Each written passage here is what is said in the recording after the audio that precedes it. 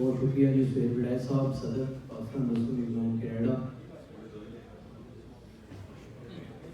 بولوں میں پاک رب کے بابرکت نام سے جس کے ہاتھ میں میری جان ہے، جو میری سوچ سے بڑھ کر مجھ پر مہربان ہے۔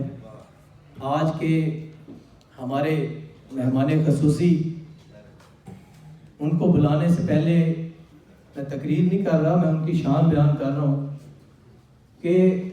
جب ابھی کشمیر کا الیکشن تھا تو میں مریم نواز صاحبہ کے ساتھ ان کے حلقے میں گیا، تو جب ہم نے پورا کشمیر پھرا تو جب ان کے حلقے میں ہمارا جلسہ تھا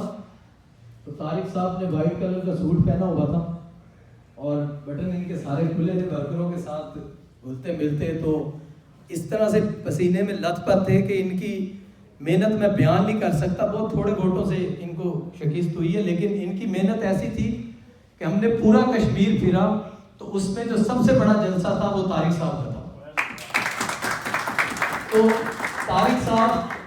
کا اتنا بڑا جلسہ تھا، اور آپ کو بھی پتہ ہے، ہم کو پتہ ہے، پوری پی ڈی ایم کو پتہ ہے کہ یہ جو الیکشن تھا یہ کیسے چوری کیا گیا ہے اور کیسے ہمارے اوپر ڈاکو مسلط ہوا ہے۔ تو اس کے بعد جب طارق صاحب لندن گئے میاں محمد نواز شریف صاحب کے پاس، سب سے پہلے یہ پہنچے کشمیر سے، تب بھی میں ادھر تھا، ان کو نہیں پتا اس بات کا۔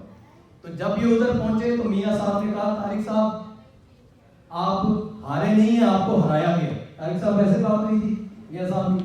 تو انہوں نے کہا آپ ہارے نہیں، آپ کو ہرایا گیا، آپ بے فکر ہو جائیں، بہت جلد وقت تبدیل ہوگا۔ اور وقت تبدیل ہونا شروع ہو گیا، اور اب طارق صاحب کے اوپر میاں محمد نواز شریف نے،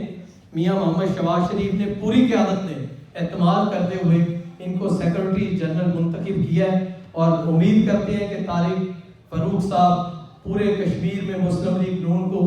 یکجا ہو کر ایک پیج پہ اکٹھا کر کے مسلم لیگ نون کو پہلے سے مزید مضبوط بنائیں گے، اور انشاءاللہ آنے والے وقت میں 2/3 اکثریت سے حکومت بنانے میں کامیاب ہوں گے۔ ایک شعر کے ساتھ طارق فروخ صاحب کو بلاؤں گا۔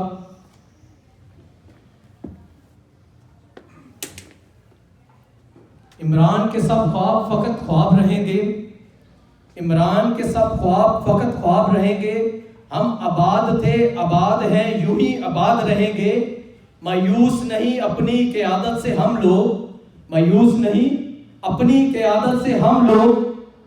ہم سرکار تھے سرکار ہیں سرکار رہیں گے۔ آپ کی تالیوں کی گونج میں ہمارے مہمان جناب طارق فروخ صاحب،